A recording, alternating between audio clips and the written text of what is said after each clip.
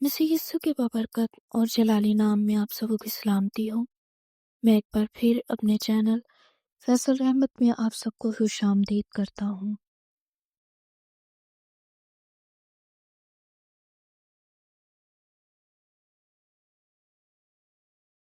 बाब 7।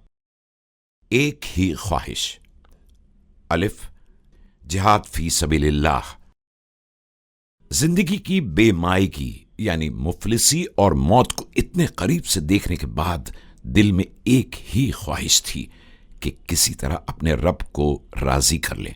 मैं जब जम्मू पहुंचा तो मैंने सबसे पहला काम यह किया कि अपने बड़े भाइयों को मैं बच्चों के गांव रवाना कर दिया, क्योंकि महाराजा कश्मीर की नीयत पर शुबा था कि वो कभी भी जम्मू कश्मीर को एक खुद मुख्तार रियासत नहीं रहने देगा। वो जरूर हिंदुस्तान से इल्हाक कर लेगा। आखिर वही हुआ जिसका डर था। दूसरे दिन मुसलमानों का खून बहुत ही बेदर्दी से बहाया जाने लगा। उर्दू बाजार में एक दही वाले पहलवान को दिन दिहाड़े छुरा घोंप दिया गया। अगले रोज हमारी फैक्ट्री का एक 14 साला इलियास मजदूर काम पर न आया। पता चला कि उसकी लाश गली में पड़ी है। इलियास को सुपुर्द खाक करने के बाद मैंने तमाम कारीगरों का हिसाब चुका दिया और उन्हें शाम की गाड़ी से सियालकोट शहर आने की ताकीद कर दी, क्योंकि उनमें से कोई भी मुझे तन्हा छोड़कर आने पर रजामंद नहीं था। कुछ दिनों के बाद मैंने भी एक सिख पड़ोसी के मशवरे पर तैयारी कर ली। सितंबर के आखिर में दरियाए तवी रात की तारीकी में तैर कर पार किया। दोबारा अपनी फौजी वर्दी पहनी और एक रास्ते से होता हुआ, जहां से गांव सिर्फ 60 मील पड़ता था, खाली हाथ घर पहुंच गया। अब हर मस्जिद से यही आवाजें आ रही थीं कि जिहाद के लिए तैयार हो जाओ। ये सबसे आला खिदमत है जो अल्लाह को पसंद है। मैं अभी जिहाद की तैयारी कर ही रहा था कि अचानक सरदार इब्राहिम से मुलाकात हो गई और उन्होंने मुझे अपना जाती कार्ड देकर हेडक्वार्टर मुजाहिदीन कश्मीर भेज दिया और मुझे बतौर मुजाहिद भर्ती कर लिया गया। सबसे पहले मुजफ्फराबाद की तरफ से बारामूला पर हमला हुआ तो मैं भी दूसरे साथियों के साथ इसमें शामिल था। तकरीबन 2 माह इसी महाज पर खूंरेज झड़पें होती रहीं।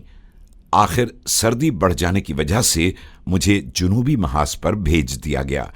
यहां भी कई मार्के हुए और जिस प्लाटून के साथ मैं था उसके जिम्मे यह काम था कि जो सड़क पठानकोट से जम्मू को मिलाती है उस पर फौजी नक्लो हमल को बंद किया जाए और अगर मुमकिन हो तो उस सड़क पर कब्जा किया जाए, जिसकी कोशिश जारी रही और कई बार मार खाई और बतेरों को मारा भी। बे अहले किताब। एक रोज मैंने एक मौलाना साहब से काफिर की तशरीह तलब की तो उन्होंने बताया कि जो शख्स कलमा गो नहीं वो काफिर है। मैंने फिर वजाहत चाही कि ईसाइयों यानी मसीहियों के बारे में आपका क्या ख्याल है। मौलाना साहब की तरफ से जवाब मिला कि मसीही अहले किताब हैं। मैंने अपनी उलझन को जाहिर करते हुए फिर सवाल कर डाला कि अभी तो आप कुछ और कह रहे थे और अब आप किताब को दरमियान में ले आए हैं। ईसाई तो कलमा नहीं पढ़ते और बकौल आपके वो काफिर हैं, मगर काफिर के लिए तो सिर्फ 2 ही मकाम हैं। एक बाबुल अमान यानी वो सूरत जिसमें मसीही बैत करके इस्लाम में पनाह हासिल कर लेता। दूसरा बाबुल हरब यानी वो सूरत जिसमें उसे जंग के लिए तैयार हो जाना चाहिए। मगर क्या मुझे अहले किताब यानी यहूदियों और मसीहियों को काफिर ख्याल करना मुनासिब भी होगा, जबकि इनकी बाबत इस्लामी किताब कुरान की फैसला कुन आयात में तो ये बयान मिलता है कि कह ए मोहम्मद के ए अहले किताब, तुम कुछ भी नहीं जब तक तुम तौरेत और इंजील पर अमल करके इनको कायम न करो। अहले इंजील यानी मसीही लोगों को इंजील के मुताबिक फैसले करने दिया करो, जैसा कि खुदा ने उनको इंजील में हुक्म दिया है, और वो लोग काफिर हैं जो अहले किताब के फैसलों और अदालत में रुकावट और रखना डालते हैं। ये यानी यहूदी और मसीही वो लोग हैं जिन पर हमने इल्हामी किताबें, अदालत और पैगंबरी नाजिल की और मुकर्रर की। ये ही यानी यहूदी और मसीही वो लोग हैं जिनको खुदा ने रहनुमाई और हिदायत दी हुई है। ए मोहम्मद, तुमसे पहले हमने रूह और वही से मामूर लोगों को भेजा, और अगर तुझ यानी मोहम्मद को समझ नहीं आती तो इन यहूदियों और मसीहियों से दरियाफ्त कर। सूरह मायदा, सूरह यूनुस और सूरतुल अंबिया की मुख्तलिफ आयात के मुताबिक।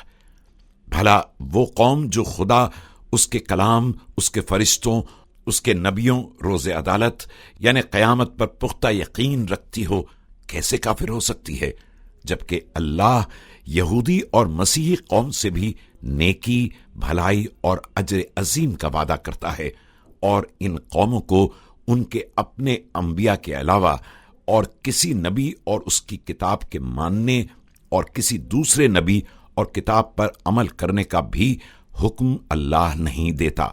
जिस कौम के लिए अल्लाह ने इल्हामी कुतुब, अदालत, पैगंबरी, अपनी रूह और अपना कलाम इनायत किया, भला वो कैसे काफिर हो सकती है। जिस कौम को अल्लाह ने रूह और वही से मामूर कर दिया, क्या मुझे उस कौम को काफिर समझना रवा होगा? बल्कि यहां तो उन लोगों को काफिर कहा जा रहा है जो अहले किताब के फैसलों और अदालत में रखना डालते हैं। अल्लाह ताला तो बजाते खुद पैगंबर इस्लाम को यूं फरमा रहे हैं कि तुम अहले किताब कुछ भी नहीं, जब तक कि तौरात और इंजील पर अमल करके उनको कायम न करें। यहां तो तौरात और इंजील को कायम करने का हुक्म सादिर फरमाया जा चुका है। अगर अहले किताब कुफ्फार में से होते तो क्या वाकई अल्लाह ताला तौरात और इंजील को कायम करने का हुक्म दे सकता था? मौलाना साहब मेरे दलाइल को तो रद्द न कर सके, अलबत्ता इतना जरूर फरमाया कि नहीं, मैं यानी मौलाना इसकी इजाजत नहीं देता, जो भी आपकी समझ में आए करें। बस फिर क्या था, मेरे जहन में एक अजीब कशमकश शुरू हो गई कि जब कि हम मुसलमानों की किताब इन अहम कुरानी हवालों के मुताबिक मसीही या यहूदी कौम को काफिर करार नहीं देती, तो मौलाना साहब ने क्यों कर कुरान से हटकर ऐसा फैसला कर लिया। लियाकत नेहरू पैक्ट मुआहदा अमल में आ चुका था। आज़ाद कश्मीर फौज की हर तरह से हौसला शिकनी की जा रही थी। दूसरे लफ्जों में यूं कह लीजिए कि इन मुजाहिदीन की नक्लो हरकत गैर आईनी ख्याल की जा रही थी। इस पैक्ट से फायदा उठाकर इंडियन आर्मी अपनी पोजीशन कश्मीर में मुस्तहकम कर चुकी थी। मुजाहिदीन अपने महदूद वसाइल के तहत जमकर नहीं लड़ सकते थे, सिवाय छुप छुपा कर शबखून मारने के। एक रात मैं अपने चंद साथियों के एक गांव में दाखिल हुआ, जिसके बारे में खबर मिली थी कि अभी तक इस गांव में गैर मुस्लिम हैं। इससे पहले कि आगे बढ़े, ये बताता चलूं कि किला अस्पताल की फतेह के बाद मुझे कमीशन मिल गया था। गांव बॉर्डर से थोड़ी दूर अंदर था। मैंने नंबरदार साहब को बुलवा कर दरियाफ्त किया, यहां कोई गैर मुस्लिम है? साहब, कोई हिंदू तो नहीं, अलबत्ता एक मसीही खानदान है, जवाब मिला। मसीही यानी ईसाई? जी हां, सिर्फ 3 अफराद हैं। खैर, गैर मुस्लिम तो हैं, चलो ले चलो हमें उनके घर। आज हम उन्हीं से। बैरूनी दरवाजे के बगैर एक 4 दीवारी में एक कमरा जो अंदर से बंद था, दरवाजे पर दस्तक देने से खुल गया। आप मसीही हैं? जी हां, हम मसीही हैं। क्या अभी तक आप मसीही हैं? क्या आप मुसलमान नहीं हो सकते? 2 अधेड़ उम्र अशखास मेरे सामने देसी घी के दिए की मध्यम रोशनी में खड़े कांप रहे थे और जवाब की तलाश में थे कि अचानक चारपाई के नीचे से एक कोई 10 साला लड़की निकलकर सामने आ गई और 2 टोक जवाब दे दिया, हम मुसलमान नहीं हो सकते। मुझे हंसी आ गई और मैंने कहा कि तुमसे किसी ने मशवरा भी नहीं लिया। वजह कुछ भी हो, हम मजहब नहीं बदल सकते। भोली बच्ची, आजकल जान बचाने का सस्ता और आसान तरीका यही है, मैंने जवाब दिया। लेकिन जिस पर हमारा ईमान है, उसने कहा था کہ میں یعنی یسوع مسیح دنیا کے آخر تک تمہارے ساتھ ہوں، اور ہمارا ایمان ہے کہ وہ آج بھی ہمارے ساتھ ہے۔ اس نڈر بچی نے دلیری سے جواب دیا۔ اب مزید برداشت کرنا مشکل تھا، اس لیے میں نے فیصلہ کن انداز میں کہہ دیا، ٹھیک ہے، ہم ان 2 بڈھوں کو تو ابھی ختم کر دیں گے اور تمہیں کیمپ میں اپنے ساتھ لے جائیں گے کہ تمہارے بدلے میں ہندوستان سے ایک مسلمان لڑکی حاصل کریں، جو آپ لوگوں کی مرضی آئے کریں، لیکن صرف ایک درخواست ہے، ہم آپ سے زندہ رہنے کی بھیک نہیں مانگیں گے، صرف چند منٹ ہمیں دے دیں تاکہ ہم دعا کر لیں۔ جس یعنی مسیح نے یہ وعدہ کیا ہے، اس کو یاد دلا دیں کہ وہ ہماری مدد کو آئے۔ اس 9 عمر بچی نے درخواست کے لہجے میں کہا۔ بے وقوف لڑکی، آج کل کوئی خدا کسی کو نہیں بچاتا۔ مسلمانوں کو سرحد کے اس پار کسی نے نہیں بچایا، اور سرحد کے اس پار ہندوؤں کا کوئی دیوتا نہ اپنے آپ کو نہ اپنے پجاریوں کو بچا سکا۔ وہ سامنے والے قلعہ اسپتال کے مندر کو تم نے نہیں دیکھا، جس کو مسمار کر کے چند گھنٹوں میں ہمارے 2 جتھوں نے زمیں-بوس کر دیا؟ صرف چند منٹ کے لیے اجازت دے دیں، اس چھوٹی بچی نے کہا۔ ہاں تم کر لو دعا، نکال لو ایٹم بم دعا کر کے۔ بظاہر میں نے کوئی دعائیہ جملے نہیں سنے۔ اس لڑکی کی آنکھوں سے موٹے موٹے آنسو گر رہے تھے اور لب ہل رہے تھے۔ پھر تینوں نے یک آواز اپنی دعا کے اختتام میں یوں کہا، خداوند یسوع مسیح کے نام میں آمین۔ لفظ آمین کے ادا ہونے کے ساتھ ہی زمین میں سے ایک تیز قسم کی روشنی کی دیوار ابھرنا شروع ہو گئی، اور اس دیوار نے ان تینوں کو ہماری نظروں سے چھپا دیا۔ میں نے اپنی پوری زندگی میں ایسی تیز اور ڈراؤنی قسم کی روشنی کبھی نہیں دیکھی تھی۔ حالانکہ موت کی روشنیوں سے میں کھیلا کرتا تھا، لیکن یہ اپنی نوعیت کی واحد روشنی تھی جس کو میں الفاظ میں بیان کرنے سے قاصر ہوں۔ رفتہ رفتہ یہ روشنی میرے زیادہ قریب ہوتی جا رہی تھی، اور میرا برا حال تھا۔ مجھے ایسا لگ رہا تھا کہ یہ روشنی آگے بڑھ کر مجھے بھسم کر دے گی۔ میرے پسینے چھوٹ رہے تھے، اور میری رائفل۔ اچانک میرے ذہن میں یہ خیال ابھرا کہ میں ان غریبوں سے معافی مانگ لوں۔ چنانچہ میں نے کہا، ہمیں معاف کر دیں، اور میری التماس کے جواب میں یوں آواز آئی کہ ہم آپ کو خداوند یسوع مسیح کے نام میں معاف کرتے ہیں۔ اس جملے کے ادا ہوتے ہی وہ آتشی دیوار ختم ہو گئی، اور ہم کچھ لوٹ مار کے زیورات اور کچھ نقدی ان کی طرف پھینک کر اس کمرے سے نکل آئے، لیکن واپس پوسٹ پر جانے کے بعد میں سو نہ سکا۔ خداوند یسوع مسیح کا نام بار بار میرے ذہن کے دریچوں پر حملہ آور ہوتا رہا۔ جیم۔ بکھرے دانے۔ 1۔ بیکسٹر صاحب کا لارڈ جیزس کرائسٹ یاد آنے لگا، جس کی مدد سے میں اور میرے ساتھی جاپانی بمباری سے محفوظ رہے تھے۔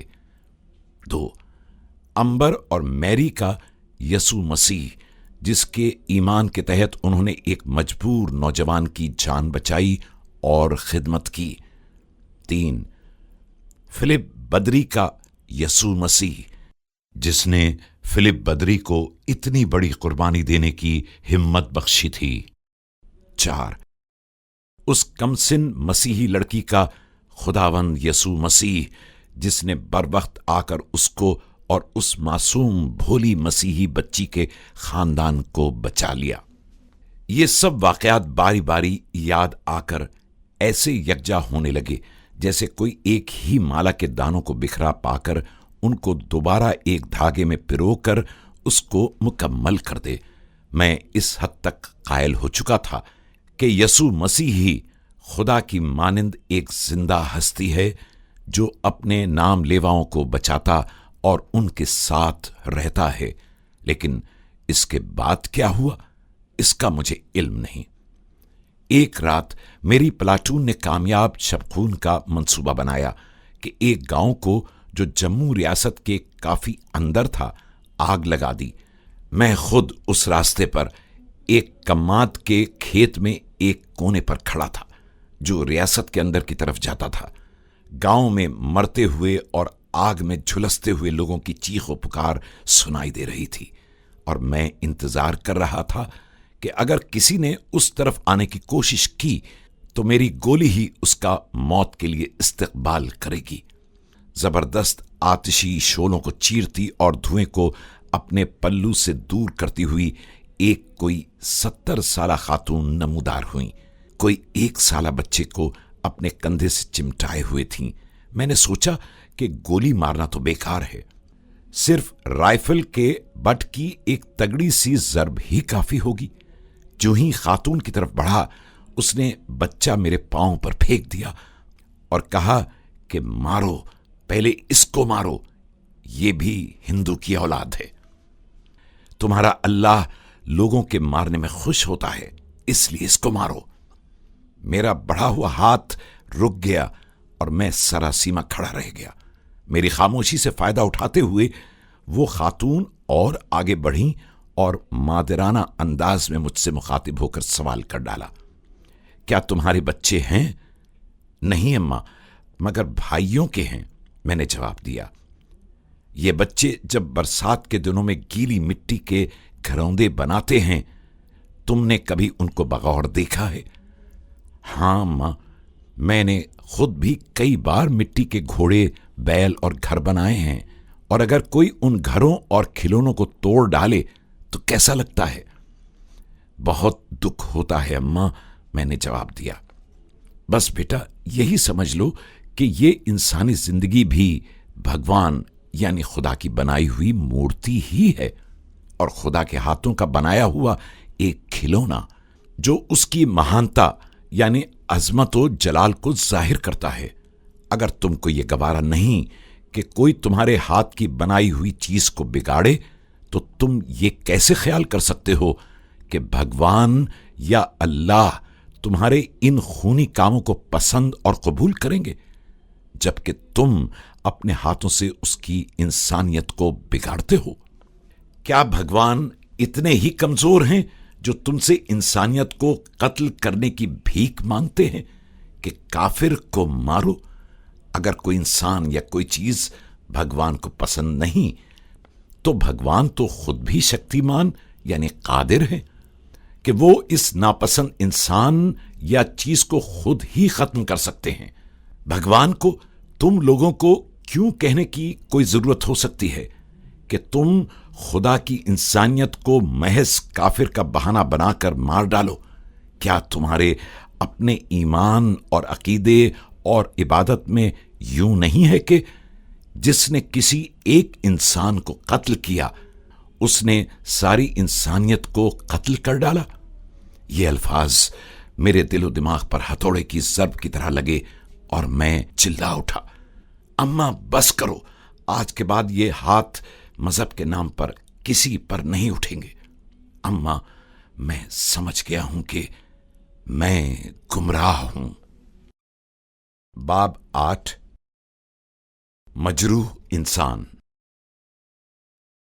الف۔ میرے ہمدموں نے مجھے زخمی کر دیا، مجروح ہو کے یاد کروں چارہ جو کو میں۔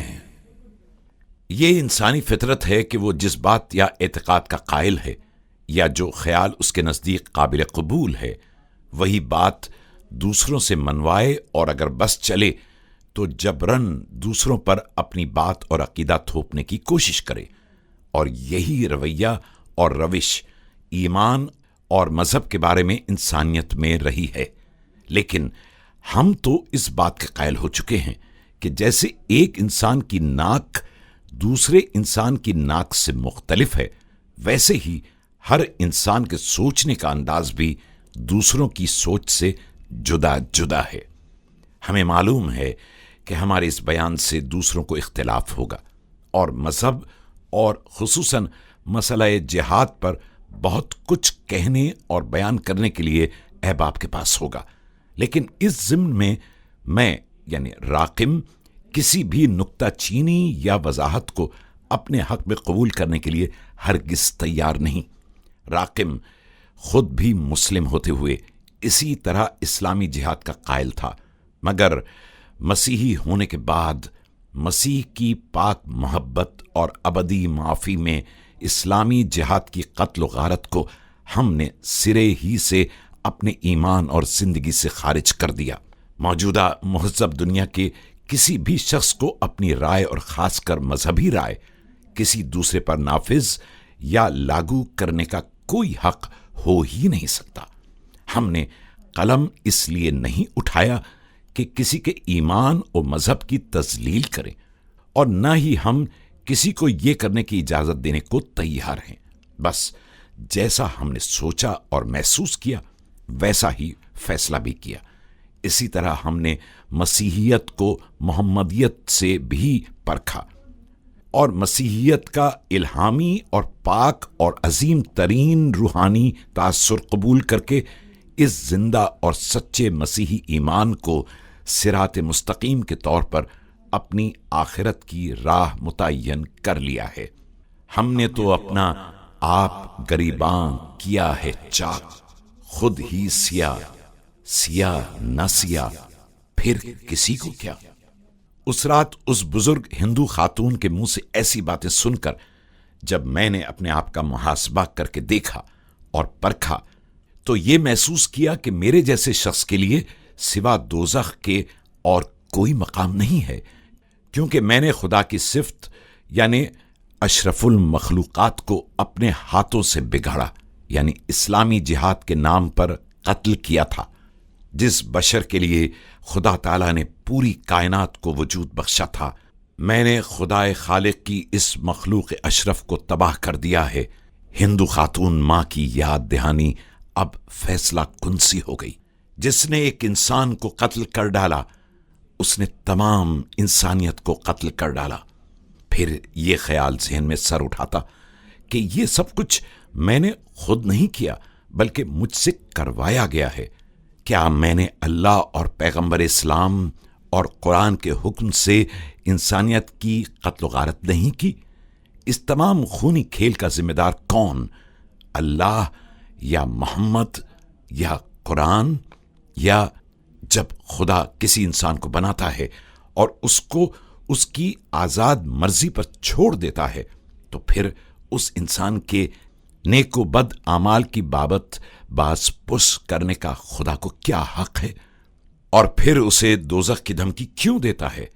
اگر کسی گناہ یا بدی یا قتل و غارت کو خدا ناپسند کرتا ہے تو اس کے ارتکاب کی طاقت انسان کو کیوں دیتا ہے؟ جب میری محدود عقل نے میری کسی بھی طرح سے رہنمائی نہ کی اور میں کسی نتیجے پر نہ پہنچ سکا تو میں نے خیال کیا کہ شاید خدا کا وجود ہی ایک واہمہ ہے اور مذاہب انسانوں کے خود ساختہ ہیں جو لوگوں نے اپنی اپنی مرضی کے مطابق انسان کو بے وقوف بنانے کے لیے مرتب کر لیے ہیں۔ لیکن ضمیر سے آواز آتی کہ نہیں، بلکہ خدا ہے اور کائنات کا نظام اس بات کا ثبوت ہے کہ اس کا کوئی نہ کوئی موجد اور ناظم ہے۔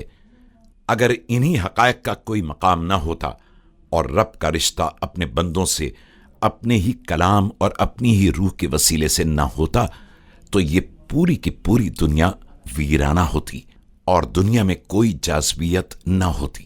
اب حالت یہ تھی کہ میں راتوں کو سو نہیں سکتا تھا اور سوچتے سوچتے جب تھک جاتا تو کبھی کبھی نیند آ بھی جاتی، لیکن اب نہ تو وہ جوش تھا نہ ہی وہ ولولہ۔ چند روز اپنی پوسٹ پر گزارنے کے بعد میں اپنے کمانڈر سے ملا اور استعفیٰ پیش کر دیا، کیونکہ اب مزید خدمت میرے بس کی بات نہیں تھی۔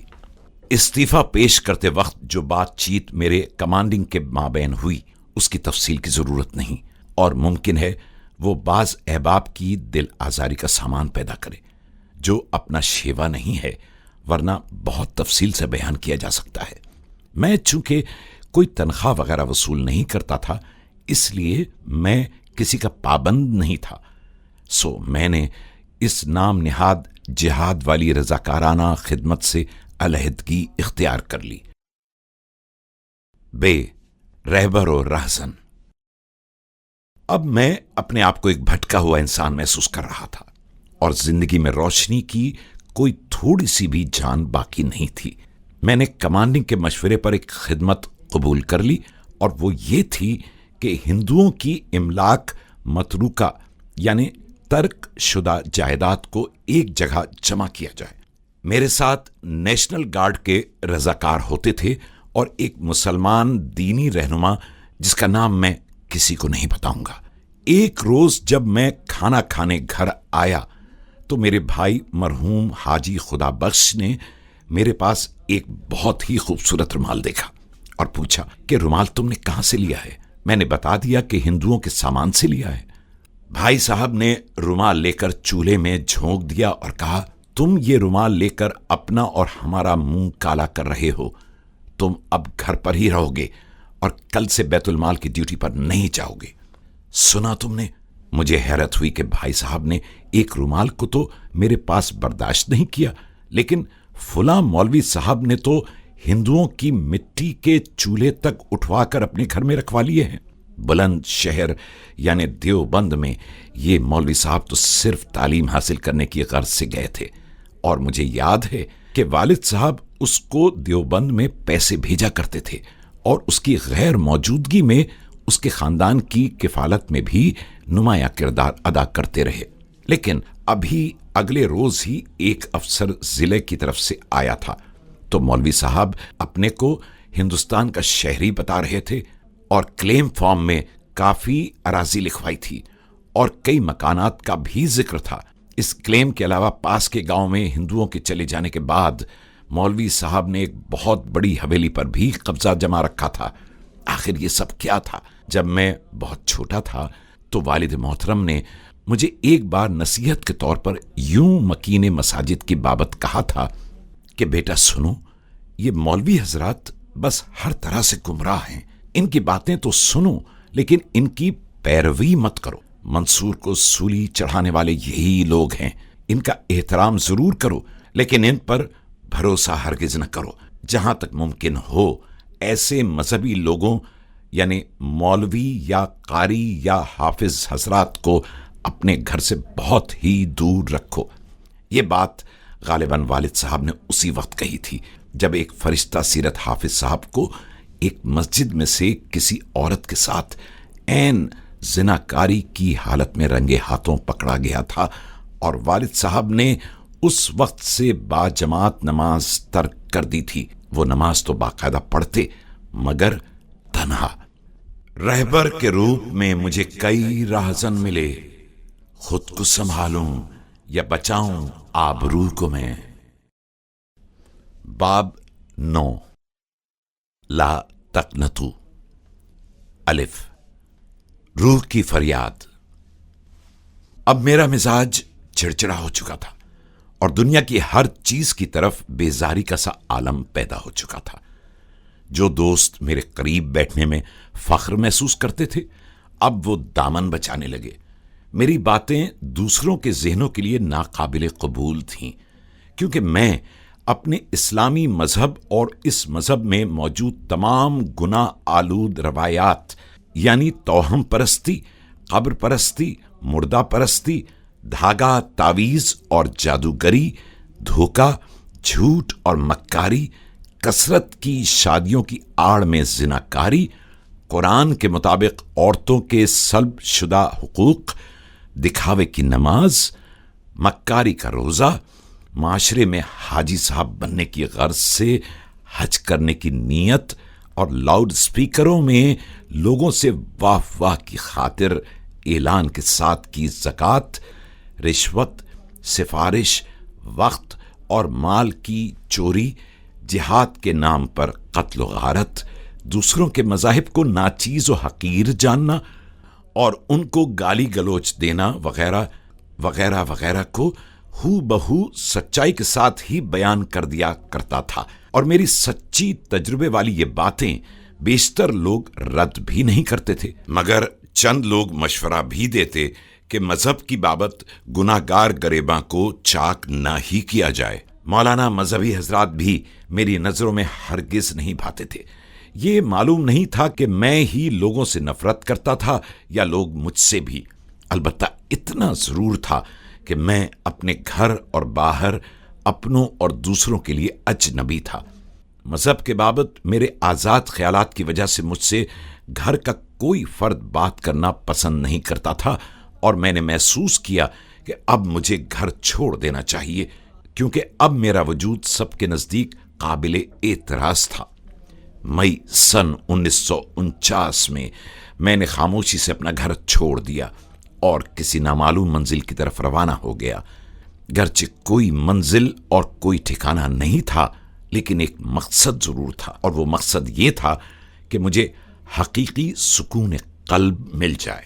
کئی دوست احباب سے ملا، درگاہوں پر راتیں گزاریں، کئی درویشوں کی قربت اختیار کی، لیکن جتنا زیادہ میں نے ان لوگوں کی قربت اور دکھاوے کے درویشوں اور نام نہاد خدا رسیدہ ہستیوں کی نزدیکی اختیار کی، مجھے سوائے مایوسی کے کچھ نہیں ملا۔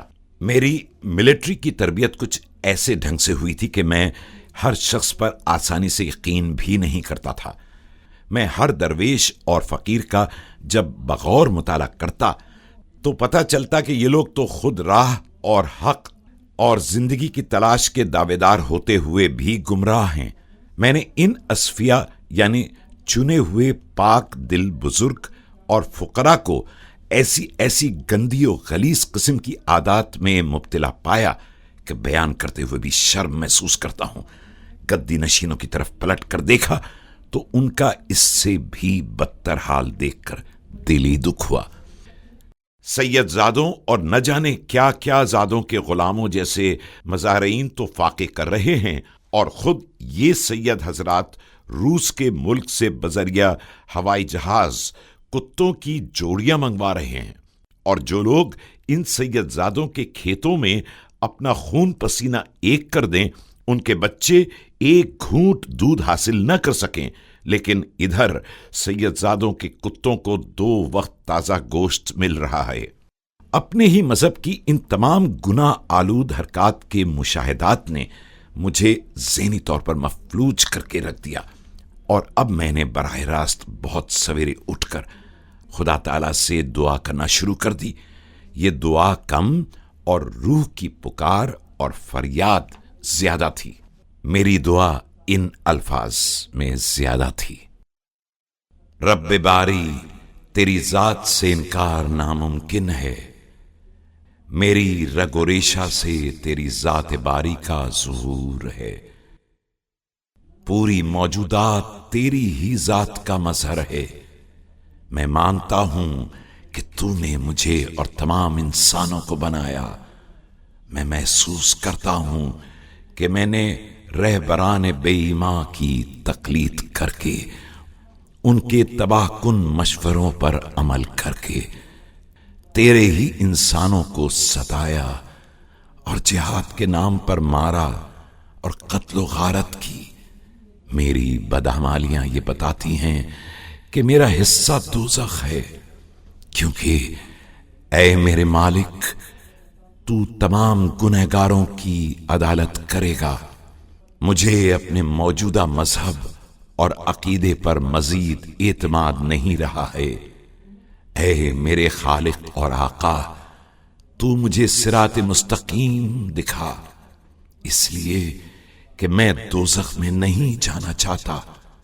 اگر تو نے مجھے صراط مستقیم نہ دکھائی اور میں اسی حالت میں دنیا سے اٹھ گیا، تو تجھے کوئی حق نہیں کہ تو مجھے دوزخ میں جانے کا حکم دے۔ میں جہنم میں بھی جانے سے انکار کر دوں گا۔ اگر تو زندہ اور راست ہے تو مجھے اپنی ہی راہ دکھا کہ میں تیرے دیدار کو حاصل کر سکوں۔ میں دکھی ہوں میرے مالک اور خداوند، میں سکون قلب کی خاطر مارا پھر رہا ہوں۔ میری مدد کو اے میرے خالق و آقا، مجھ کو میرے گناہوں کے احساس کے نشتر زخمی کر رہے ہیں۔ مجھ پر اپنے پاک فضل کی نظر کر مجھ گناہگار پر رحم کر، اپنے پاک کلام اور اپنی پاک روح میں مجھ کو لے لے۔ راہ اور حق اور زندگی ظاہر کرنے والے پاک آسمانی خدایا رحم کر، آمین۔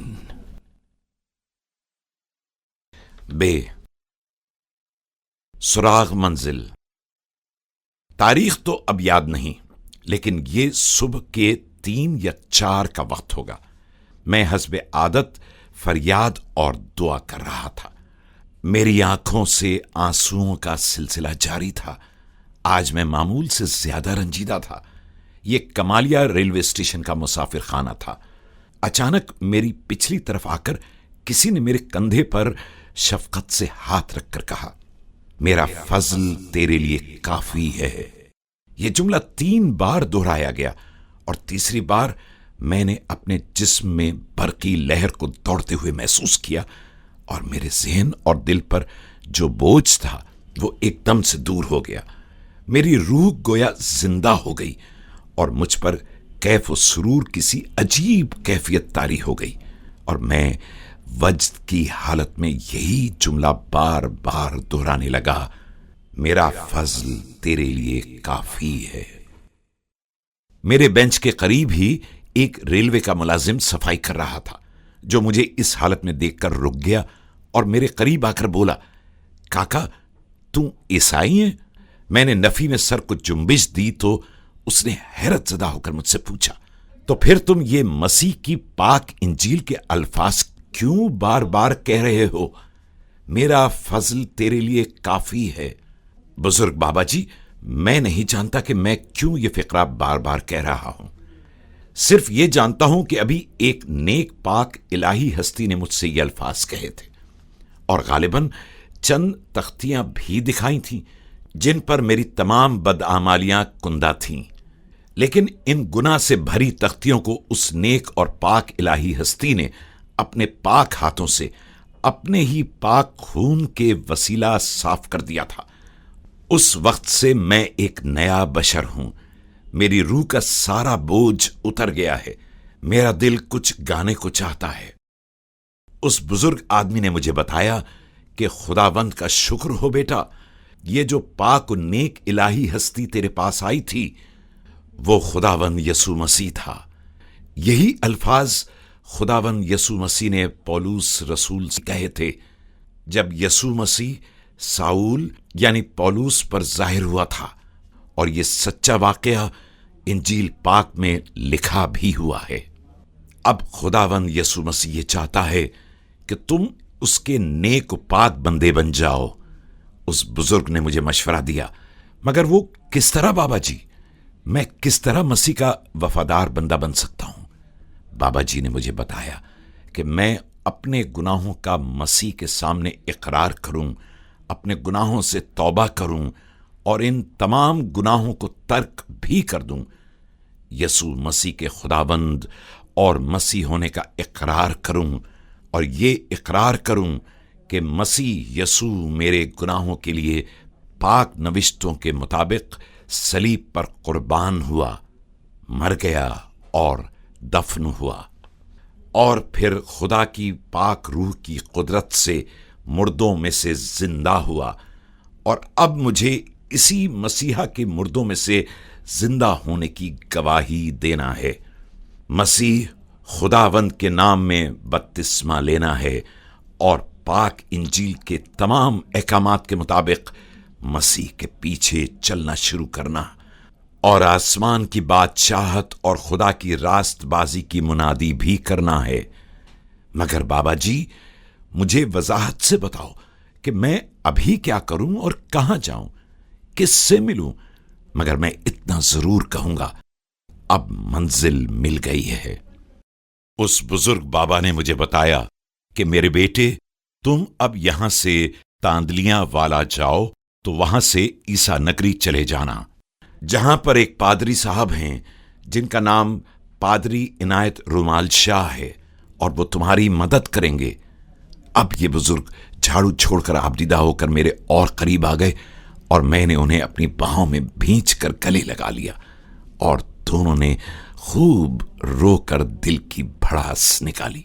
مجھے ایسا لگا کہ جیسے یہ اسی بچی کا باپ ہو جن کے مارنے کے لیے میں اور میرے ساتھی گئے تھے، مگر ان کو خداوند مسیح یسوع نے بچا لیا تھا۔